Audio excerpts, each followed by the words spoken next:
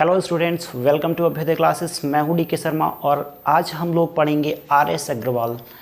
तो आज हम पढ़ेंगे आर.एस. अग्रवाल की एक बहुत ही important chapter profit and loss को। 8th क्लास की बुक है और जिसमें प्रॉफिट एंड लॉस को हम समझने वाले हैं, उसके बेसिक कॉन्सेप्ट्स को समझने वाले हैं और उसमें क्या क्या टेक्निक्स को हम अपना सकते हैं, उसके फार्मूले का फॉर्मेशन कैसे करेंगे, उन सारी चीज़ों पे हम डिस्कस करने वाले हैं। तो चलिए आइए समझते हैं। तो कॉस्ट प्राइस क्या होता है, सेलिंग प्राइस क्या होता है, इसको समझते हैं। कोई सेलर है, वो अपने आर्टिकल को जब हमें सेल करता है तो कॉस्ट प्राइस से थोड़ा सा एक्स्ट्रा प्राइस हमसे लेता है, वह हमारा सेलिंग प्राइस बनता है। मीन्स दो कंडीशंस में वो हमारे लिए वस्तु को सेल करता है, या तो वो प्रॉफिट कर रहा होगा और या फिर वो लॉस में किसी चीज़ को बेच रहा होगा। हम दोनों स्थितियों पे एक एक एग्जाम्पल लेंगे। सपोज़ करिए आप किसी मार्केट में जाते हैं, बुक को लेने के लिए जाते हैं और बुक जब वह आपको सेल करेगा तो उसकी एक्चुअल प्राइस, जो एक्चुअल प्राइस है वो उसका सीपी कहलाएगा, कॉस्ट प्राइस कहलाएगा, जितने पे वह वस्तु को ख़रीद के लाया होगा। और अगर वह उसी वस्तु को सेल करेगा तो सीपी से कुछ एक्स्ट्रा प्राइस आपसे लेगा, उसके बाद आपको उस वस्तु को सेल करेगा। मीन्स जो भी आपसे लेगा वो उसका प्रॉफिट होगा और सीपी में प्रॉफिट को ऐड कर देंगे, तब बन जाएगा इसका सेलिंग प्राइस। जो भी आर्टिकल आप लेंगे, जो भी बुक आप लेके आएंगे तो उसका सेलिंग प्राइस बनेगा, कॉस्ट प्राइस में प्रॉफिट को ऐड करने से आपका सेलिंग प्राइस बनेगा। अब केस दूसरा भी हो सकता है। मान लीजिए आप बुक लेने गए और बुक थोड़ी सी डिफेक्टेड है और उस डिफेक्टेड बुक को उसने कहा कि आप हमारी जो सीपी है, यानी हम इतने में ख़रीद के लेके आए हैं, और ख़रीदने के बाद में आपको वो बुक दे देता है कुछ लॉस पे, यानी अब वो कुछ लॉस उठाएगा। मान लीजिए 500 की बुक थी और उसने कहा ये थोड़ी सी डिफेक्टेड है, आप 100 रुपीज़ आप हमें कम दीजिए, यानी वह लॉस कर लेता है, अपना सीपी में से कुछ डिस्काउंट दे देता है, तो उसको लॉस हो जाता है, फिर आपका सेलिंग प्राइस बनेगा। तो इस तरीके से आपको ये दो चीज़ें समझनी होंगी, कब उसे प्रॉफिट होगा, कब उसे लॉस होगा। यानी एक्चुअल प्राइस से आपको उसने कुछ डिस्काउंट दे दिया, यहाँ पे कुछ लॉस कर दिया, अपना लॉस किया, तब एक सेलिंग प्राइस बनेगा। तो जो सेलिंग प्राइस होगा तो वो वस्तु का अलग अलग होगा, अलग अलग कंडीशंस पे, डिफरेंट कंडीशंस पे उसका जो सेलिंग प्राइस होगा वो अलग हो जाएगा। अगर उसको प्रॉफिट हो रहा है तो सेलिंग प्राइस अधिक होगा, और अगर सेलर को लॉस हो रहा है तो उसका जो सेलिंग प्राइस है वो डेफिनेटली कम हो जाएगा। तो ये कुछ बेसिक रूल थे और इन्हीं से हम किसी फार्मूले का जो फॉर्मेशन है हम कैसे करेंगे। देखिए, मान लीजिए उसे प्रॉफिट हो रहा है, तो हम किसी चीज़ प्रॉफिट होगा तो कैसे होगा, जाहिर अभी हमने सीखा कैसे होगा। एसपी होगा, कैसा होगा, बड़ा होगा, किससे, सीपी से बड़ा होगा। सीपी क्या होता है, इतने में वो वस्तु को अपने आप खरीद के लाता है, और एसपी क्या होता है, इतने में उस वस्तु को सेल करता है। तो कंडीशन ऑफ प्रॉफिट, जब उसको प्रॉफिट होगा तो हमारा सीपी जो होगा वो हमेशा एसपी से छोटा होगा, यानी एसपी हमेशा बड़ा होगा। तो पहला फार्मूला क्या बन जाएगा, प्रॉफिट का बनेगा। क्या फार्मूला बनेगा, प्रॉफिट होगा एसपी माइनस सीपी। एसपी में से सीपी को निकाल देंगे तो हमें प्रॉफिट हो जाएगा। अगर उसको लॉस होगा तो क्या हो जाएगा, तब आपका सीपी बड़ा होगा, यानी प्राइस होगा उसका, सेलिंग प्राइस वो कैसा होगा, वो डेफिनेटली कम होगा। तो यहाँ पे एसपी जो होगा हमारा कम हो जाएगा, तो अब इसको लॉस हो जाएगा। यानी इन कंडीशन ऑफ प्रॉफिट, या इन केस ऑफ प्रॉफिट, या इन केस ऑफ लॉस। तो यहाँ पे जब लॉस होगा तो क्या हो जाएगा, लॉस का क्या फार्मूला बनेगा, हम यहाँ पे दूसरा फार्मूला बनाते हैं। सेकंड, लॉस क्या हो जाएगा, सीपी माइनस एसपी। ये हमारा लॉस का फार्मूला है। प्रॉफिट या लॉस को परसेंटेज के बेस पे चेक करना है कि हमें कितना प्रॉफिट होगा। तो कि जो प्रॉफिट होगा और आपका लॉस होगा, दोनों किस पे काउंट किए जाएंगे, वो हमेशा सीपी पे काउंट किए जाएंगे। अगर हम इसको एग्जाम्पल के द्वारा समझें तो आपको ये मार्कर है, सेल करना है, तो आप कितने में सेल करेंगे। तो आपका क्वेश्चन आएगा कि आप हमें ये बताइए इसका CP कितना है। तो जब तक आप CP नहीं बताएंगे तब तक हम इसे सेल नहीं कर पाएंगे। मीन्स इसका एक्चुअल प्राइस क्या है, हम उस बेस पे इसको सेल करेंगे। जब तक हमें CP नहीं पता होगा हम किसी चीज़ को सेल नहीं कर पाएंगे। तो बेस वही है कि प्रॉफिट या लॉस के लिए आपको CP पता होना ज़रूरी है, इसलिए प्रॉफिट और लॉस जो होता है वह CP पर कैलकुलेट किया जाता है। ठीक है, तो हमें समझना है प्रॉफिट, परसेंटेज प्रॉफिट। तो जो पहले तो हमें क्या पता होना चाहिए, पहले हमें पता होना चाहिए प्रॉफिट कि उस पर प्रॉफिट हुआ कितना है।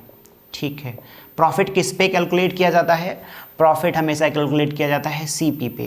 तो CP पे कैलकुलेट करेंगे।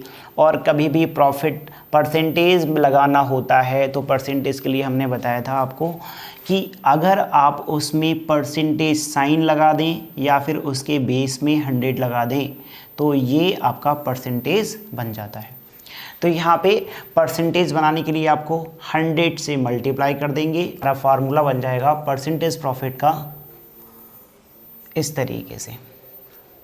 अगर हम यहाँ पे लॉस की बात करते हैं तो हमें लॉस कितना होगा, तो लॉस जो होगा वो परसेंटेज लॉस अगर हम निकालेंगे तो कितना होगा, तो हम परसेंटेज लॉस निकाल रहे हैं तो इसलिए हमें पहले लॉस पता होना चाहिए। तो लॉस या प्रॉफिट जो होगा वो CP पर कैलकुलेट किया जाता है, तो CP यहाँ लिख लेंगे और इनटू हमें क्या करना है, परसेंटेज में चेंज करना। और जब भी हम किसी चीज़ को परसेंटेज में चेंज करते हैं तो 100% से मल्टीप्लाई कर देते हैं और देखिए हमारा ये लॉस का फार्मूला बन जाएगा।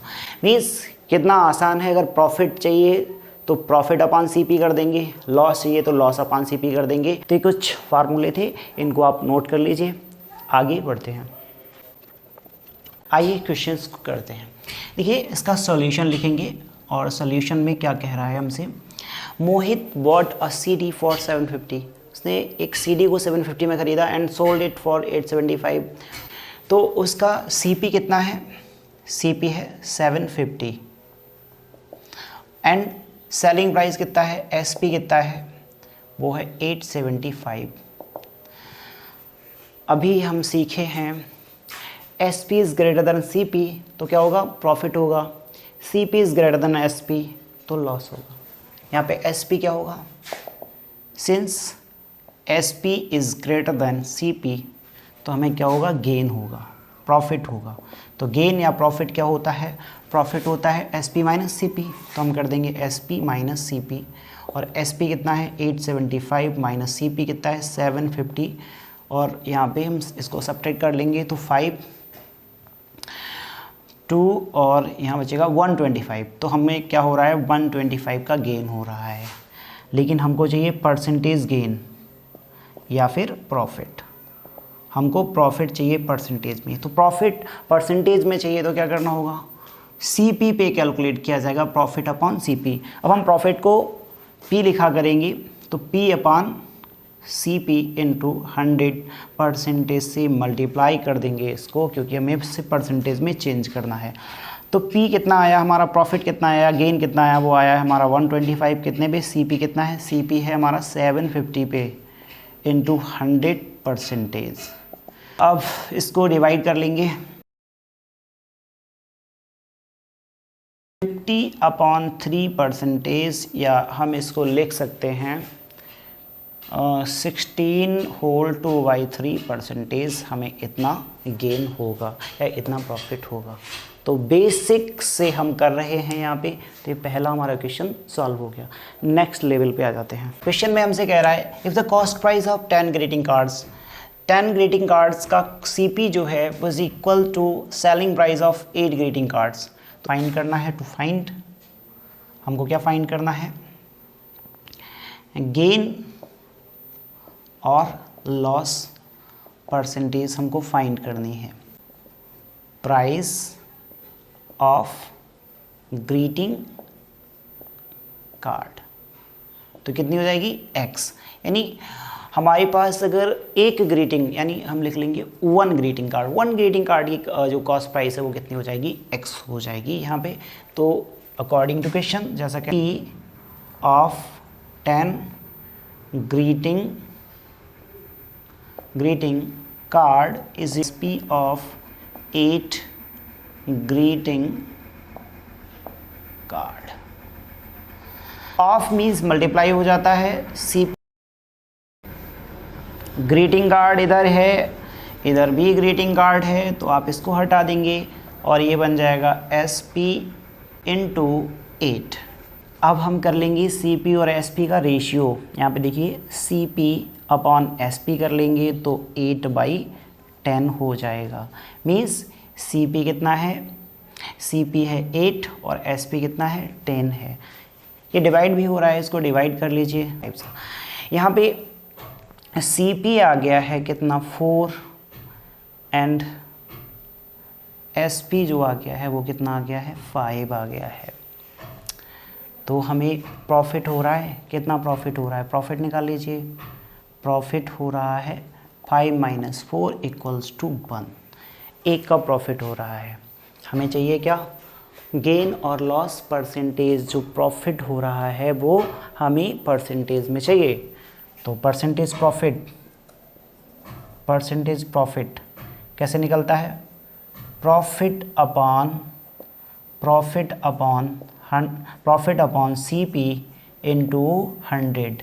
और यहाँ पे प्रॉफिट कितना आया है हमारा 1 आया है। CP कितना था हमारा, CP था 4 इंटू कर देंगे 100, और प्रॉफिट होता है वो हमेशा परसेंटेज में आता है, तो यहाँ 4 से डिवाइड कर देंगे तो 25% का हमें प्रॉफिट हो जाएगा। ठीक है, तो ये हमारा सॉल्यूशन है। आइए क्वेश्चन का सॉल्यूशन करते हैं। तो देखिए क्या कह रहा है क्वेश्चन।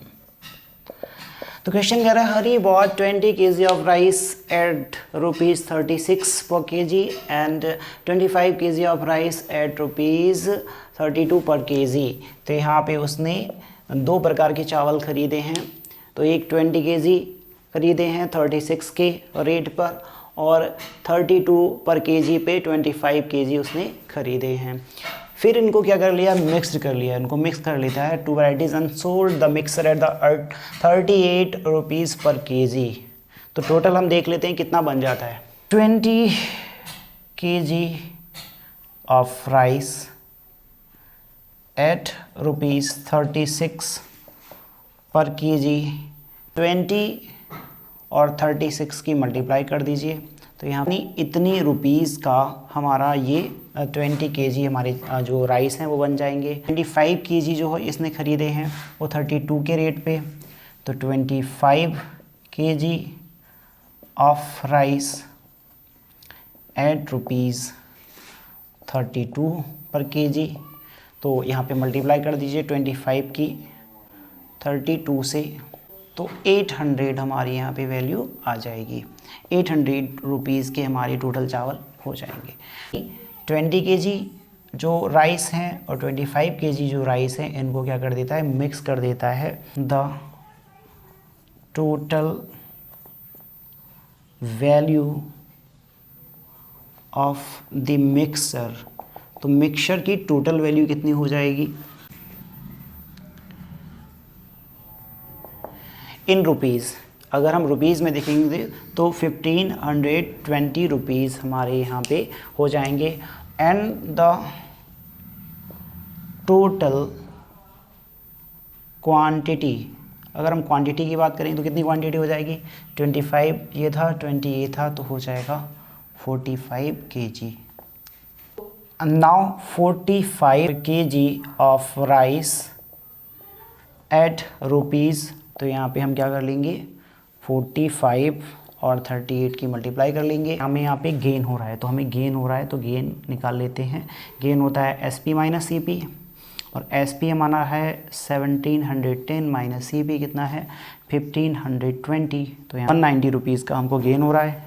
इधर हम अपना गेन परसेंटेज निकाल लेते हैं, तो परसेंटेज हमारा गेन कितना हो जाएगा, तो गेन अपॉन CP इंटू 100% का हमको गेन होगा। तो गेन कितना हुआ है 190 अपॉन CP कितना था, CP हमारा था 1520 और इंटू 100% रहेगा 0 से 0 1/8 इंटू 100%, और ये हो जाएगा 12.5%, ठीक है। CP of 6 oranges is equal to कितना है 20 रुपीज़। CP ऑफ 1 ऑरेंज कितना हो जाएगा 20/6 रुपीज़, इतना हो जाएगा। और SP को हम देखते हैं, SP ऑफ 4 ऑरेंजेस कितना है 18 है। देन SP ऑफ 1 ऑरेंज कितना हो जाएगा 18/4 रुपीज़ हो जाएगा। अब देखिए हमें इक्वल नंबर ले आए, हमें यहाँ पे 1 ऑरेंज 1 ऑरेंज। अब यहाँ पे हमें ये समझना पड़ेगा कि कौन सी वैल्यू बड़ी है। हम यहाँ पे 6 और 4 का एलसीएम ले लेते हैं, ठीक है। साइड में 6 और 4 का एलसीएम ले लेंगे, आ जाएगा 12 एलसीएम आ जाएगा। तो हम क्या कर लेंगे 20/6 को अगर हम 6 में 2 से मल्टीप्लाई कर देंगे तो 12 हो जाएगा, तो ऊपर भी 12 2 से मल्टीप्लाई करेंगे तो आ जाएगा 40/12। और यहाँ देखिए यहाँ पे हमें 12 लेके आना है, तो 4 में 3 से मल्टीप्लाई करेंगे तो ऊपर भी 3 से मल्टीप्लाई कर देंगे तो हो जाएगा 12। अब हमारी वैल्यू जो है वो हमारी बराबर है, यानी ऑरेंजेस हमारे जो टोटल कितने हो गए हैं, अब हमारे 12 ऑरेंजेस हो गए हैं। अब हमारा 12 ऑरेंजेस को 40 में ये ख़रीदता है, यानी कॉस्ट प्राइस कितना होगा। अब देखिए कॉस्ट प्राइस ऑफ 12 ऑरेंजेस कितना हो जाएगा 40 हो जाएगा। और cost selling price of 12 oranges कितना हो जाएगा, वो हो जाएगा 54।